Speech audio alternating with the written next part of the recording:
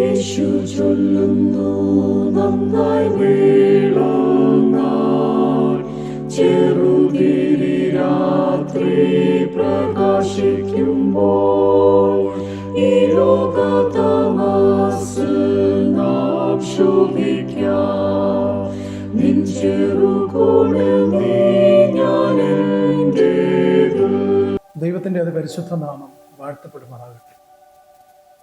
വിശുദ്ധ മർക്കോസ് എഴുതിയ സുവിശേഷം 2-ാം അധ്യായം 1 മുതൽ 12 വരെയുള്ള വേദഭാഗത്ത് നിന്ന് ഹീലിംഗ് ആൻഡ് ഫോർഗീവ്നെസ്, സൗഖ്യവും ക്ഷമയും എന്നുള്ള വിഷയമാണ് ഈ നോയമ്പ് ദിനത്തിൽ നാം ധ്യാനിക്കുന്നത്.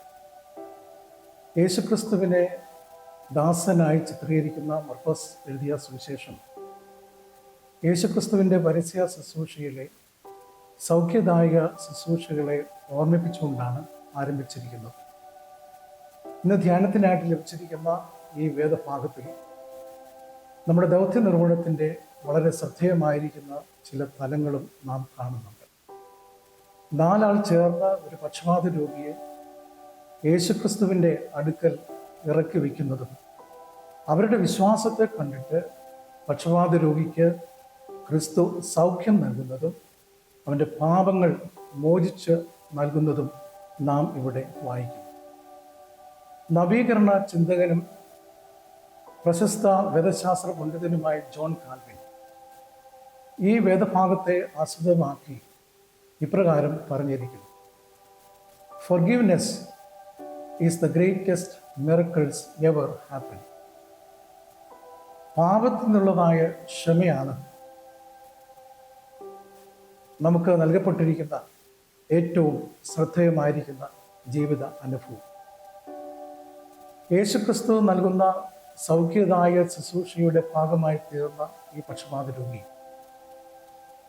കർത്താവിൻ്റെ സന്നിധിയിൽ നിന്ന് തനിക്ക് ലഭിച്ച സൗഖ്യം പിന്നീട് തൻ്റെ ജീവിതത്തിൻ്റെ ഭാഗമാക്കി മാറ്റുകയും ലഭിച്ച അനുഗ്രഹത്തെ സാക്ഷീകരിക്കുന്നതും നമുക്ക് കാണാൻ സാധിക്കും. അതോടൊപ്പം തന്നെ ആ കവർന്നമുകളിലെ ഭവനത്തിൽ കൂടി വന്ന ദൈവജനം ദൈവത്തെ സ്തുതിക്കുന്നതും മഹത്വപ്പെടുത്തുന്നതും നാം കാണും. യേശുക്രിസ്തു നൽകുന്ന വിഭാവന ചെയ്യുന്ന വളരെ ശ്രദ്ധേയമായിരിക്കുന്ന അനുഭവമാണ് ജീവന്റെ സമൃദ്ധി എന്നുള്ളത്. പക്ഷപാത രോഗിക്ക് സൗഖ്യം നൽകുന്നതിലൂടെ സമൃദ്ധമായ ജീവന്റെ അനുഭവത്തിലേക്ക്, അത് നമ്മുടെ രോഗത്തിൽ നിന്ന് സമൃദ്ധമായ ജീവന്റെ അനുഭവത്തിലേക്ക് ദൈവം നമ്മെ നയിക്കുന്നു എന്നുള്ള കാഴ്ചപ്പാട് നമുക്ക് കാണാൻ സാധിക്കും. നോമ്പ് കാലയളവിൽ നാം ചിന്തിക്കുന്ന ഏറ്റവും ശ്രദ്ധേയമായിരിക്കുന്ന വിഷയം ക്രൂശ്, അതിനോടനുബന്ധിച്ചുള്ളതായ സംഭവങ്ങളുമാണ്. ക്രൂശിൽ നിന്ന് കർത്താവ് യേശുക്രിസ്തുവിൻ്റെ പ്രാരംഭ വചനം തന്നെ ക്ഷമിക്കണം എന്ന് നമ്മളെ പഠിപ്പിക്കുന്നതാണ്. ഈ വേദഭാഗം മർക്കോസിന്റെ സുവിശേഷത്തിൽ നാം കാണുന്നത് പാപത്തിൽ നിന്നുള്ളതായ മോചനം ക്രിസ്തു ഈ പക്ഷപാത രോഗിക്ക് നൽകുന്നതാണ്.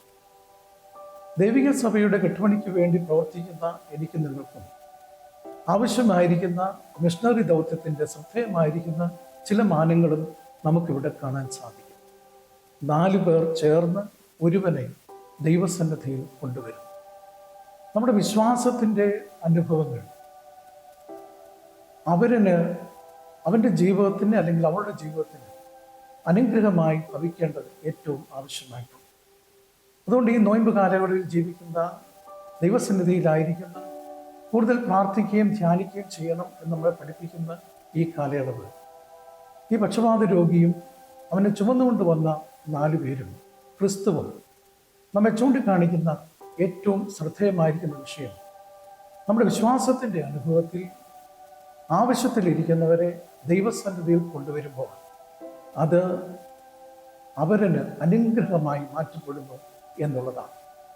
നമ്മുടെ വാക്കുകളും ചിന്തകളും പ്രവൃത്തികളും നമ്മോടൊപ്പമുള്ള പ്രിയപ്പെട്ടവരുടെ ആത്മീയമായിരിക്കുന്ന അനുഗ്രഹത്തിനും രോഗശാന്തിക്കും ഉതകുന്നതാണോ എന്ന് നാം ചിന്തിക്കേണ്ടിയിരിക്കും. ഈ ഭേദഭാഗത്ത് പക്ഷപാത രോഗിക്ക് സൗഖ്യം നൽകുന്ന ക്രിസ്തു അവൻ്റെ കിടക്ക എടുത്ത് നടക്കുവാനും അവനോട് ആവശ്യപ്പെടുക. ഒരേ തലത്തിൽ തന്നെ ആത്മീയമായിരിക്കുന്ന അനുഗ്രഹത്തെ പ്രാപിക്കുന്ന ഈ മനുഷ്യന് ശാരീരികമായിരിക്കുന്നതായി സൗഖ്യവും ലഭിക്കുന്നതും നമുക്ക് കാണാൻ സാധിക്കും. അതുകൊണ്ട് നമ്മുടെ ഈ ലോക ജീവിതത്തിൽ ദൈവം നമുക്ക് നൽകിയിരിക്കുന്ന ഈ നോയ് കാലഘട്ടത്തിൽ കൂടുതൽ പ്രാർത്ഥനയോടെ, ദൈവീകമായിരിക്കുന്ന വചനധ്യാനത്തിലൂടെ ആവശ്യത്തിലിരിക്കുന്നവരെ ദൈവസന്നിധിയിൽ കൊണ്ടുവരുന്നതാണ് നമ്മുടെ മിഷൻ പ്രവർത്തനം എന്നുള്ള കാഴ്ചപ്പാടോടും ദർശനത്തോടും കൂടി ജീവിക്കുവാൻ ദൈവത്തിൻ്റെ പരിശുദ്ധാത്മാവ് എന്നെയും നിങ്ങളെയും പ്രാപ്തിപ്പെടുത്തട്ടെ. നമുക്ക് പ്രാർത്ഥിക്കാം. സ്നേഹവാനായ ദൈവമേ, സ്വർഗ്ഗസ്ഥ പിതാവേ, മനോഹരമായിരിക്കുന്ന ഈ ദിനത്തിനായി ഞങ്ങൾ അങ്ങേക്ക് സ്തോത്രം ചെയ്യുന്നു.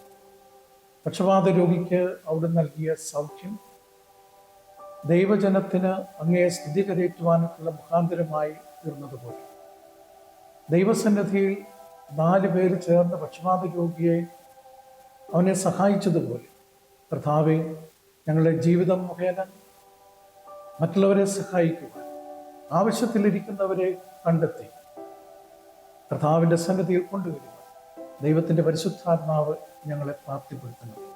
ഞങ്ങളുടെ അനുദിന ജീവിതത്തിൽ അങ്ങയുടെ സൗഖ്യദായ ശുശ്രൂഷ ഓരോ ദിവസവും അനുഭവിക്കുവാൻ, ജീവന്റെ സമൃദ്ധി കർത്താവിൽ നിന്ന് പ്രാപിക്കുവാൻ ദൈവത്തിൻ്റെ പരിശുദ്ധാത്മാവിൻ്റെ കൃപ ഞങ്ങൾക്ക് ദാനം ചെയ്യണമേ. ക്രിസ്തു മൂലം പ്രാർത്ഥന ദയയോടെ കേൾക്കണമേ. ആമേൻ.